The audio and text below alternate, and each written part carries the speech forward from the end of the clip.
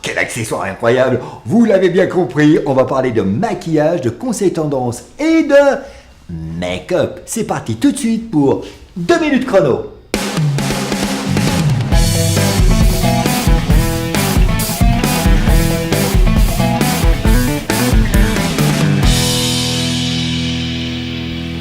Bonjour à vous. Alors aujourd'hui on est là pour parler de make-up.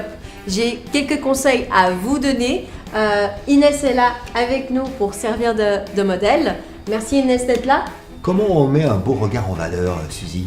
Donc si on prend un pinceau comme ça, isolé, on arrive à faire la technique du poil à poil.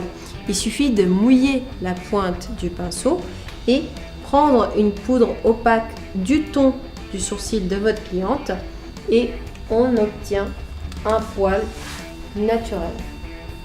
L'avantage d'utiliser de la poudre, c'est que ça fixe très bien à la peau et même si on a une cliente qui peut éventuellement transpirer un petit peu, via une soirée ou autre, le produit ne va pas bouger.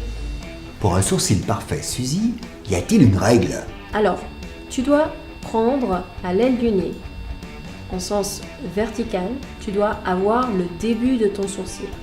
Ok? Le point lumière, et là on voit que chez Inès il est simplement parfait parce que le point lumière doit être central à la pupille. Donc c'est cette zone là.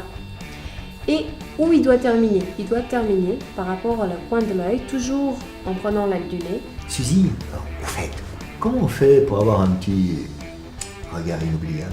Pour avoir un regard inoubliable, il faut soutenir un petit peu le regard. Il faut mettre de la profondeur. Plus on met de la profondeur, plus le regard va être démarqué. Que choisir, Suzy? Plutôt rouge à lèvres ou gloss? Aujourd'hui avec Inès, j'ai choisi un gloss. Mais pour séduire, on peut utiliser aussi bien un gloss qu'un rouge à lèvres. Ça dépend l'effet qu'on veut donner. Si on veut donner du volume, il faut opter pour un gloss. Si on veut donner simplement de la couleur, le rouge à lèvres servira parfaitement. Bon, les filles, vous êtes prêtes? Oui, on est prêts. Bon, on est prêts à sortir. À très bientôt sur À 2 minutes bientôt. chrono.